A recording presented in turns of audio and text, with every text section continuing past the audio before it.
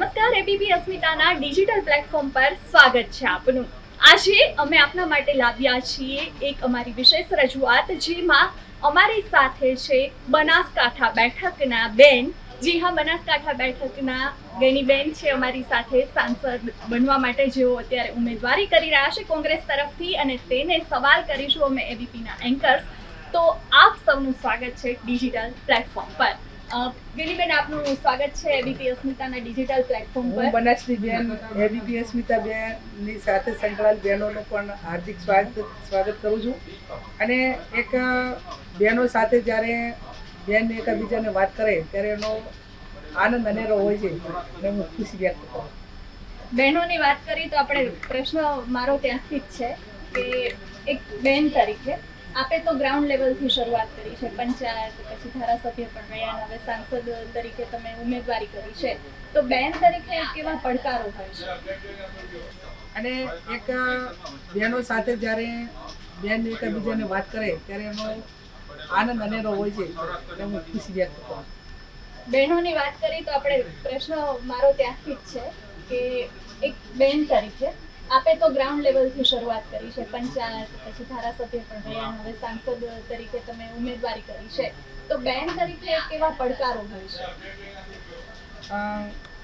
હોય છે પડકારો।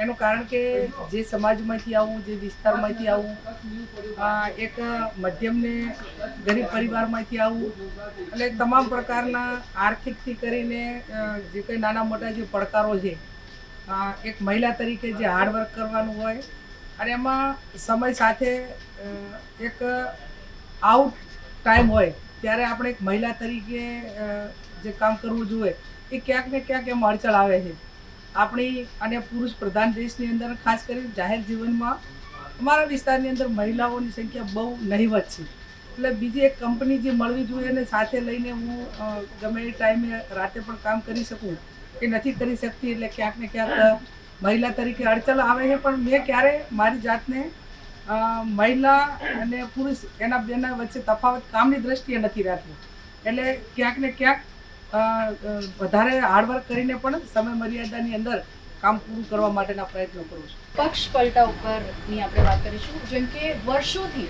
કોંગ્રેસે એવા મોટા ચહેરાઓને ઘણું બધું આપ્યું છે, ત્યાંના જે આપણા ગુજરાતના લોકો છે, જે કોંગ્રેસ સપોર્ટર છે, તેઓએ તે ચહેરાને ઘણું બધું આપ્યું છે, પરંતુ ચૂંટણી આવતા જ એ લોકપ્રિય ચહેરો, જ્યારે મતદારો એને વોટ આપવા જાય અને તે પહેલાં જ લોકપ્રિય ચહેરો જે છે તે પક્ષ પલટો કરીને જાય, તો શું મતદારોની એમાં લાગણી દુભાઈ જાય છે? આ પક્ષ પલટાની જે આખી વાર્તા છે, તમે એને કેવી રીતે જોઈ છો?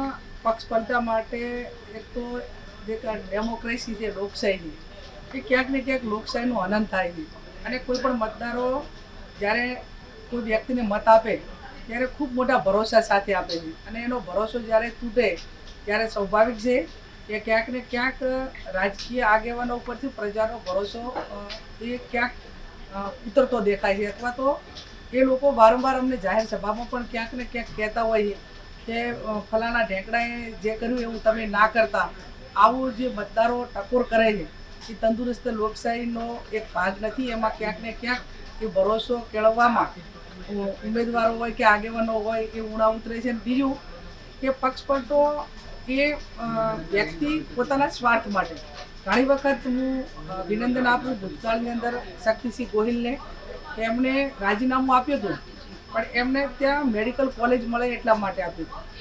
અમુક ઘણા બધા આગેવાનો ક્યાંક આપણને ઉદાહરણ એક બે જોવા મળે કે એમને રાજધર્મ નિભાવીને ક્યાંક ને ક્યાંક રાજીનામું આપ્યું હોય કે પક્ષપલટો કર્યો હોય, અથવા તો પછી એમને પ્રજાએ કરવા માટે મજબૂર કર્યા હોય, પણ વ્યક્તિગત સ્વાર્થ માટે જે કરે છે એ તો પ્રજાના સાથેનો પણ દ્રોહ છે, અને ક્યાંક ને ક્યાંક લોકશાહીનું પણ આનંદ છે।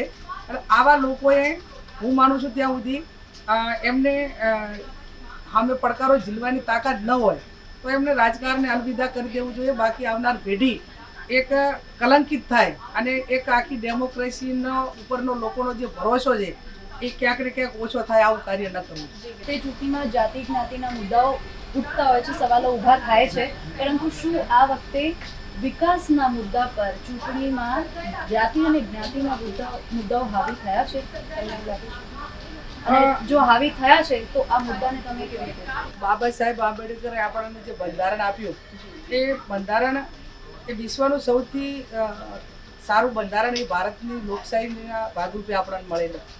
અને એમાં જાતિવાદ આ તે બધું ચૂંટણી દરમિયાન ક્યાંક ને ક્યાંક આપણને જોવા મળતું હોય, પણ એનાથી ઉપર ઉઠીને જે લોકોની જે સમસ્યાઓ હોય, કોઈ પણ સરકાર એ રૂટિંગમાં હોય તો એ પોતે કેટલા કામો કર્યા છે, કેટલા બાકી રહ્યા છે, આવનાર સમયની અંદર કરશે, એટલે એનો મેનિફેસ્ટો કહેવાય. અને વાયદા આપ્યા પછી એને પૂરા ન કરવા એ પણ પ્રજા સાથેનો દ્રોહ કહી શકાય. અમારી કોંગ્રેસ પાર્ટીએ ચૂંટણી ઢંઢેરામાં જે 5 મુદ્દાઓ આપેલા, એજ્યુકેશનની વાત હોય, મહિલાઓની સલામતીની વાત હોય, ખેડૂતોના દેવાનાબૂદીની વાત હોય, નોકરી માટેની વાત હોય, તો જ્યાં જ્યાં સ્ટેટ ગવર્મેન્ટ કોંગ્રેસની છે ત્યાં આ મુદ્દાઓને પ્રિયંકાજીએ બનાસકાંઠામાં આવીને કહ્યું કે અમારા ઉપર ભરોસો એ પ્રમાણે તમે મૂકો કે જ્યાં અમારી સરકાર છે ત્યાં તમે તપાસ કરો, તમને એમ લાગે કે કોંગ્રેસ પાર્ટી એના ચૂંટણી ઢંઢેરામાં જે વાત મૂકી હતી એના ઉપર ખરા ઉતર્યા છે, પછી મતદાન કરજો. એમને એવું પણ કહ્યું કે તમે તમારા ભવિષ્ય માટે ભાજપ કે કોંગ્રેસ કે પણ કોઈ પણ નેતા હોય તો તમે એમને પ્રશ્નો પૂછો. તમે મીડિયાવાળાને પણ એવું કહ્યું કે જ્યારે ભૂતકાળના જે વડાપ્રધાનો હતા એમને મીડિયા રોજ 10 પ્રશ્નો પૂછતા કે હું આ વડાપ્રધાનને પ્રશ્ન કરું છું. એ ક્યાંક ને ક્યાંક વર્તમાન સમયની અંદર મીડિયા એની ભૂમિકા અદા ન કરે ત્યારે ક્યાંક લોકોમાં મીડિયા પ્રત્યેનો જે ભાવ હોવો જોઈએ અને ચોથી જાગીર તરીકે એની જે જવાબદારી છે એ ક્યાંક પૂરી ઉતરી છે એવું લોકો મહેસૂસ કરતા હોય છે. એટલે મેં કહ્યું એ પ્રમાણે આગેવાન અને નેતા કે પાર્ટી એ લોકોના જે વાત મૂકેલી હોય એના ભરોસા ઉપર ખરા ઉતરવા જોઈએ. એક તંદુરસ્ત લોકશાહીનો ભાગ છે. બનાસકાંઠાના લોકોએ ગેનીબેનનું મતથી મામેરું ભરી દીધું અને તમે જ જણાવ્યું હતું કે આ ચૂંટણી ગેનીબેન નથી લડી રહ્યા, બનાસકાંઠાની જનતા લડી રહી છે. ચૂંટણી જીત્યા બાદ આપનું પહેલું કામ શું રહેશે? પહેલું તો લોકશાહીની અંદર આ ચૂંટણી એવું નક્કી કરી બતાવ્યું કે 1947ની અંદર દેશની આઝાદી માટે જે ધનવાન પરિવારો હતા એ ક્યાંક ગાંધીજી હોય, સ્વતંત્ર સેનાની હોય કે એ વખતે આઝાદીના લડવૈયા હોય એને ફંડિંગ કરતા હતા. 2024ની ચૂંટણી બનાસકાંઠાની જનતા એ મધ્યમ ને ગરીબ વર્ગ લોકશાહી બચાવવા માટે અને એક તાનાશાહી ભર્યું જે વાતાવરણ છે એમાંથી છૂટવા માટે કરીને નાની મોટી મદદ કરતા હતા. વાત રહી આપે કહ્યું એ પ્રમાણે કે તમારા મુદ્દાઓ શું રહેશે, તો સૌથી પહેલો મહિલાઓ ઉપર જે અત્યાચારો, આજે પોલીસ સ્ટેશનો ગણ્યા ગાંઠ્યા દરેક ટાઉનની અંદર તમે જે કેસીસ નોંધાય છે તો એમાં કોણ કે જે રૂલિંગ પાર્ટી સાથે સંકળાયેલા અસામાજિક તત્વો કે કેવા, એમાં કોઈ એક સમાજના નથી હોતા. અસામાજિક તત્વો એટલે એની અંદર તમામ સમાજોમાંથી પોલીસના સકંજામાં 2 નંબરના ધંધા કરવાવાળા લોકો એ પોલીસની મદદથી એમને આપતા હોય એ સિસ્ટમથી પણ ટાઉન ઉપર આ લોકોનો ત્રાસ હોય. અને એ મેં મારી જાતે અનેક વખત એ ત્રાસ અનુભવેલો છે ઝીરો ગ્રાઉન્ડ ઉપર જઈને. અને એના માટે કરીને મારું સૌથી પહેલું કામ હશે કે કોઈ પણ મોટો જબરબંધી હોય પણ જ્યારે કોઈ બેન દીકરી સામે આજે વાસ્તવિકતા જોવા મળે ત્યારે દુઃખ થાય છે કે કોઈ પણ દીકરી ગમે એટલી ભણવામાં હોશિયાર હોય પણ એને ટાઉન તાલુકા કક્ષાએ મા બાપ ભણવા માટે મૂકવા અચકાય છે. કેમ કે એની સલામતી રહેશે કેમ? તો આ ભય હું દૂર કરવા માગું છું. બીજું શિક્ષણ, આરોગ્ય, પાણી અને મહિલાઓ માટેની સલામતી કે ક્યાં કરી છે ને આવનાર સમયની અંદર એક બીજું પણ હું કરવા માગું છું મારી રીતે કે સરકાર તો એની રીતે કરે છે પણ પારદર્શક વહીવટ કઈ રીતે થાય, પંચાયતથી કરીને પાર્લામેન્ટ. ધારો કે હું પોતે MLA છું, જાહેર જીવનમાં 28 વર્ષથી છું, તો હું દાવા સાથે કહું કે લોકો મને પૈસા નથી વપરાવતા તો હું ભ્રષ્ટાચાર નથી કરતી. મને લોકો ચૂંટણી લડાવે છે તો હું ભ્રષ્ટાચાર કરવાની હકદાર પણ નથી. આવું દરેકની અંદર આ ભાવના આવે અને એ ભાવના આવશે તો હું માનું ત્યાં સુધી નીચે ઝીરો ગ્રાઉન્ડથી ભ્રષ્ટાચાર નાબૂદ થવા માટેનું અને ગુણવત્તાવાળા કામો થવા માટેના જે મારા પ્રયત્નો છે એ પ્રયત્નો ક્યાંક ને ક્યાંક મેં પોતે તો એવું નક્કી કર્યું છે કે ગામની અંદર 25-50 યુવાનોની ટીમ બને. એ ટીમ કોઈ ગામની અંદર 5 લાખ રૂપિયા ગ્રાન્ટ આપણે આપી હોય તો એનો એસ્ટિમેટની કોપી યુવાનો સમક્ષ મૂકવાની, એમને કહેવાનું કે ભાઈ આ તમારે જે બનાવવાનું છે એની અંદર આટલું મટીરિયલ આવે, એની વોચ રાખે અને પૂરેપૂરું કામ કરાવે. એવા ક્યાંક ને ક્યાંક મારા પોતાના પ્રયત્નો ભૂતકાળના થયા છે અને આવનાર સમયની અંદર મજબૂતાઈથી કરવા માટેના મારા પ્રયત્નો છે. આ વખતે તમે ચૂંટણીમાં તમારી સામે રેખાબેન ઉમેદવારી કરી રહ્યા હતા. રેખાબેન કરતા આ વખતે તમે શંકર ચૌધરી પર વધારે કટાક્ષ કર્યો. અને જો બીજી વાત કરવામાં આવે તો પરબત પટેલ, જેના તમે ભરપૂર વખાણ કર્યા છે. પરબત પટેલ અને રેખાબેન બંને છે તો ભાજપના જ, તો રેખાબેન સામે વિરોધ અને પરબત પટેલના વખાણ. ના, વખાણ જો કોઈ સારો વ્યક્તિ હોય તો મેં પરબતભાઈ કે કોઈ વ્યક્તિ કરતાં હંમેશા સરકારમાં હું વિધાનસભા ગૃહની અંદર કોઈ પોલિસીની અંદર કે કોઈ સરકાર સારો નિર્ણય લેતી હોય તો એની અંદર ધારો કે લવ જેહાદનું બિલ હતું તો મારો પાર્ટીનો એજન્ડા હોય કે ના હોય તો મેં સૌથી પહેલાં વિધાનસભા ગૃહમાં કહ્યું હતું કે આ લવ જેહાદના બિલની અંદર આવા સુધારા આવવા જોઈએ. ક્યાંક મેં મારા ખેડૂતો માટે કેનાલ બનાવ્યું તો એના માટે પણ આભાર વ્યક્ત કર્યો છે. એટલે કોઈ સારો વ્યક્તિ સારું કરે તો એના માટે ખેલદિલી હોવી જોઈએ. માત્ર ચૂંટણી પતી ગયા પછી કોઈ ભાજપ કોંગ્રેસ રહેતું નથી. હારા વ્યક્તિને હારા તરીકે કહેવું પડે. જે વ્યક્તિ કોઈ એમ એની જાતને એમ કહેતો હોય કે હું જ સર્વોપરી છું ને આખી દુનિયા જ મારા હિસાબે ચાલે છે અને હું જેટલો બધો લોકપ્રિય છું, તો એના માટે જે અનુભવના આધારે અમને પોતાને મહેસૂસ થતું હોય કે આ વ્યક્તિ આ પૈકીનો છે તો એવો એને એ પૈકીના તમે છો એવું જાહેરમાં કહેવામાં પણ હું મોટો લોર્ડ ગર્જન હોય તો ક્યારેય અચકાણી નથી અને આવનાર સમયમાં નહીં જ કહું. એટલે પછી એના માટે બધાય માટે લાગુ પડે. મારે એક વ્યક્તિ માટે જ લાગુ પડે એવું નથી. જે વ્યક્તિઓ જે પ્રકારનો વ્યવહાર કરતા હોય અને પછી એમાં હું સાચું હોવું કે ના હોવું એ સામેવાળાને એનાલિસિસ કરવાવાળાને કે જે સાંભળવાવાળા કે એને જે ફોલો કરવાવાળાની વાત છે. પણ હું મારી રીતે આ વ્યક્તિ સારો છે, આ વ્યક્તિ આ છે, આ વ્યક્તિ, તો એને કહેવામાં હારાને હારો ને ખરાબને ખરાબ કહેવામાં ક્યારે કચકાશ રાખી નથી. ઠાકોર દિલના ભોળા એવું કહેવામાં આવે છે. એટલો મોટો બહોળો વર્ગ હોવા છતાં પણ હજુ પણ ઠાકોર સમાજને ફક્ત ને ફક્ત વોટ બેંક શા માટે માનવામાં આવે છે? જનસંખ્યા તો છે પરંતુ ભાગીદારી જે કહેવાની હોય તે ખૂબ ઓછી જોવા મળે છે. ના, ભૂતકાળની અંદર માધવસિંહ સોલંકી મુખ્યમંત્રીથી કરીને વિદેશ પ્રધાનથી કરીને અનેક કેબિનેટ મંત્રીઓથી કરીને એને પ્રતિનિધિત્વ મળ્યું. ક્યાંક ઓબીસી અનામતના હિસાબે ક્યાંક નોકરીઓમાં, ધંધા રોજગારમાં કે જે એને લાભ મળવો હોય મળ્યો. પણ છેલ્લા 30 વર્ષથી વર્તમાન સરકારની અંદર જે ઠાકોર સમાજને પણ ઓબીસી સમાજ જે કહેવાય વિધાનસભા બજેટમાં બેહું છું કે એનું પોપ્યુલેશન કેટલું, તો કે રાજ્યની 54% વસ્તીમાં ઓબીસી 54% છે, એસસી 7% છે, એસટી આટલા ટકા છે. તો એને વસ્તીના ધોરણે જે બજેટ મળવું પણ જોઈએ કે એને જે ન્યાય મળવો જોઈએ એ ક્યાંક ને ક્યાંક નથી મળતો. એ વાસ્તવિકતા છે. અને એટલા માટે અમે એમ કહીએ કે કોઈ આગેવાન ધારાસભ્ય થાય કે કોઈ મંત્રી થાય એનાથી કોઈ આખી પ્રજાનું ભલું નથી થવાનું. ભલું યોજનાઓથી થવાનું છે, ગવર્મેન્ટની પોલિસીથી થવાનું છે. એને પહેલો તો શિક્ષિત કરવો પડે. આજે સૌથી વધારે જો ઓબીસીની અને અમારા જિલ્લાની પરિસ્થિતિ શિક્ષણની, આ 30 વર્ષની અંદર કોઈ ગવર્મેન્ટ કોલેજ નહીં, 1600 જેટલી સ્કૂલોમાં એક ટીચર, કોઈ ભૌતિક સુવિધાઓ નહીં. એટલે માત્ર એને વેપારીકરણ કરીને જે એક આખું આ પ્રજાને, ઓબીસી પ્રજાને એક ગરીબ રહે અને એ અભણ રહે એ માટેની જે સિસ્ટમને એમની પ્રાઇવેટીકરણ એ મજબૂતાઈથી લૂંટ ચલાવી લેવાય અને લૂંટ કરે એ બાબતનો જે એજન્ડા છે એમાં ક્યાંક ને ક્યાંક કાયમ ખુલ્લેઆમ બોલી છું. અને મેં તો એટલું પણ વિધાનસભા ગૃહમાં કહ્યું હતું કે તમે આજે એજ્યુકેશનને તમે ક્વોલિટીવાળું કરવા માગતા હો અને શિક્ષણમાં સુધારો લાવવા માગતા હો તો તમે 182 ધારાસભ્યો છે, તમારા કયા દીકરા દીકરી ગવર્મેન્ટ સ્કૂલમાં ભણે છે, તમે સચિવો છો તો તમારું કયું બાળક તમારું ગવર્મેન્ટની સ્કૂલમાં ભણે છે.